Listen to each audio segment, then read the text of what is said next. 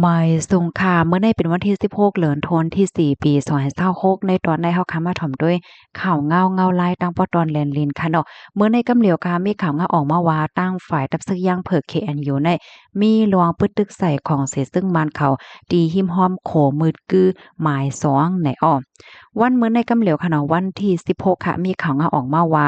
ลวงปึดตึกวงกลางของเสซึ่งมันและตั้งฝ่ายซึกย่างเผิก KNU เขานั่นได้ก็ เดี๋ยวเลยว่าเกิดขึ้นมีมาหึงยาวเสียก็มือเหลียวได้ก็เหมือนทางว่าสายหงายเงาลายมันในตีตื้อหาวแห้งมาเนี่ยว่ายหลังเสส่วนนำสร้างแก่นจังไหนค่ะเลยฮู้ว่าในวันเหมือนในกำเหลียวเนาะตั้งฝ่ายซื้อย่างเพิก KNU เขาเนี่ยก็เลยมีหลวงตรงหนึ่งตั้งปอตอนนั่นเนี่ยเขาเอาตั้งโตรนในค่ะนะปึดตึกใส่ขอเสียซึ่งมันเขาอันมีไว้อยู่ดีตั้งปอตอนเขาเข้าวัดตะปางเศร้า คิมฮอมโขมืดกือหมายสองฝ่ายดังเมืองโฮมตุ้มในเขาต่อหน้ากันดั้งฝ่ายเมืองไทยได้ก่อเป็นที่วานวังตะเคียนไตหมู่ที่7ท่าสายลวดเจเว้งแม่สอดเจตวันตากนะคะ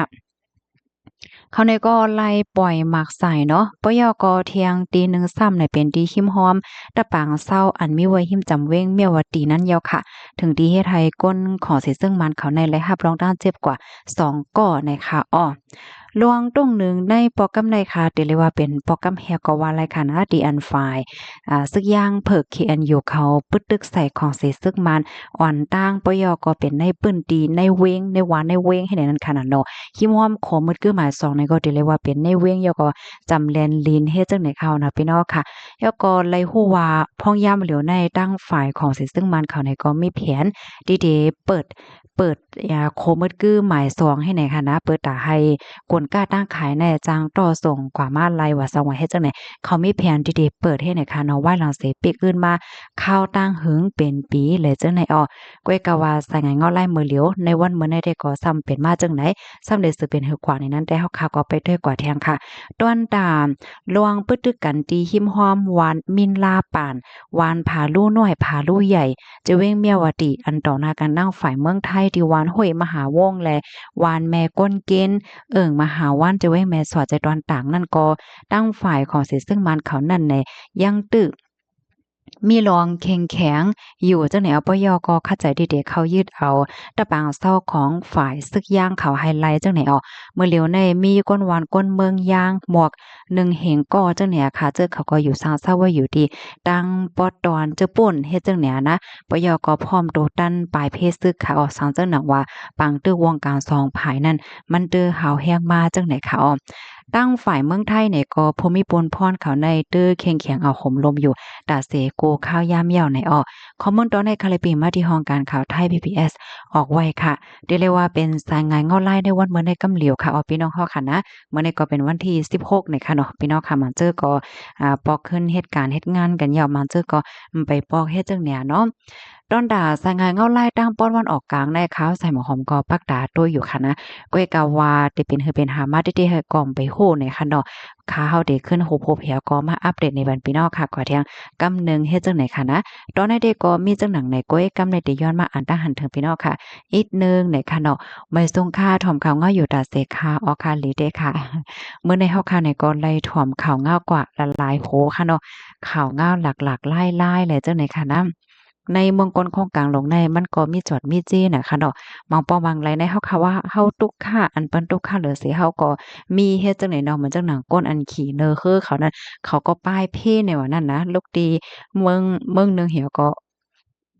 ย้อนนำค่ะลูกดีเมืองหนึ่งเหกว่าทั้งเมืองหนึ่งห่ำกว่าตั้งปังหลายนั่นน่ะเนาะเป็นเพกึ่งกลางเฮิดรวมพี่น้องค่ะด้วยค่ะเราในปังหลายในนำเนี่ยด้วยกว่าตั้งซ้ายก็เป็นนำตั้งขวาก็เป็นนำตั้งหน้าตั้งหลังเป็นนำโมดให้เนี่ยเนาะมาแทงค่ะจ้ายแมดไปถ่อมปันแห้งอยู่ค่ะค่ะยินโจมค่ะยินจมดีตรงตักมากค่ะเนาะปันแห้งใจอยู่ค่ะปันแห้งอยู่ดีเลยกันพองปีในมีแผลมย่ำนำจองเมียมีแผลย่ำนำพองค่ะแผลย่ำนำพองแล้วก็พี่น้องตั้งเว้งแหลมย่ำนำคาหน่อยค่ะเนาะถอมยก็แจ่มลีจ้อมแต้เนี่ยค่ะว่าอ๋อค่ะ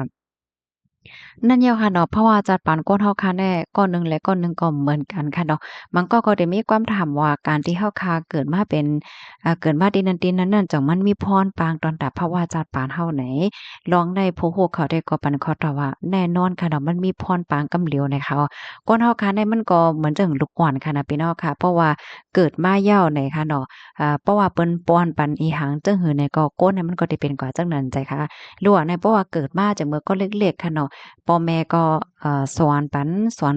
สังจึงหือในล้วนเนี่ยก็เต็ดต้องหั้นน่ะเพราะว่าก็ใหญ่มากก็ขึ้นโรงเรียนเนี่ยที่โรงเรียนนั้นเปิ้นเอาหลายหลายแหวก็สอนปันแหน่สอนปันจึงหือล้วนก็ได้ใหญ่มาเป็นจึงไหนในนั้นค่ะน่ะเนาะจัดปานก้นเมืองก็เหมือนกันเนาะค่ะเนาะว่าที่ไหลตั้งไหลก็เย้าในค่ะเนาะเกี่ยวกับเลยลองเปิงว่าซองว่าจังไหนๆมันก็ล่ำลวงเต๊ะๆค่ะเนาะเพราะว่าเฮาคา โฮบท่อมยาลองติอันลีในภาวะจัดปานเฮาค่ะนั่นมันก็ตามลงในคัดใจแฮ้งตานเหือก็มันก็มีตื้อตั้งเลยอะเนาะบ่ว่าจะเป็นตื้อตั้งในตอนปลายปีหญ้าเนาะในตอนเฮ็ดการเฮ็ดงานในตื้อตั้งว่าจังหวะจังเนี่ยเนาะค่ะต้องตักกันมาเลยค่ะถ่อมอยู่ที่เมืองเพียกค่ะพี่น้องเมืองเพียกเลยค่ะเนาะมื้อนี้ก็เป็นวันที่16วันที่16มันก็แต่การแต่งงานกันเนาะอะมันก็ได้ก็ตึกลือฮืออยู่เลยค่ะเนาะ ตรงตากกันบ้านเลยค่ะ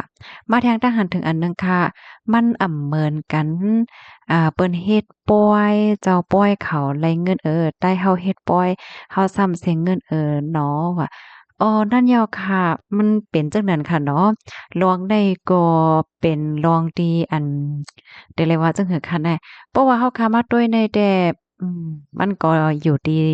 สายงานออนไลน์แล้วก็อยู่ที่ผู้อ่อนนำจัดได้เลยว่าในเกวยค่ะโยเนาะแฮ่งแหน่เว้ามาวนก็วนมาก็เพราะว่าก้นเมืองอะเนาะก้นเมืองเนี่ยก็มันก็ละเอียดหรูค่ะเปิ้นว่าจั่งหือก็เฮ็ดจั่งนั้นแก่หนำใจค่ะมันจั่งต่างบ้านต่างเมืองได้แต่ผู้ใหญ่ก้นลงเขาเปิ้นตั้มวางแผนบันกำเหลียวค่ะโลกเปิ้นวางแผนบันกำเหลียวว่าเพราะว่ามีปอยที่นั่นที่ใดในหนังหือก้นเตมาแอว ในหนังคือก้นเดะมาแอวนำๆในเดะฮือๆเนี่ยเปิ้นจ้อยกันหลายป้าหลายฝ่ายให้ได้นั้นค่ะน่ะเนาะอ้อค่ะ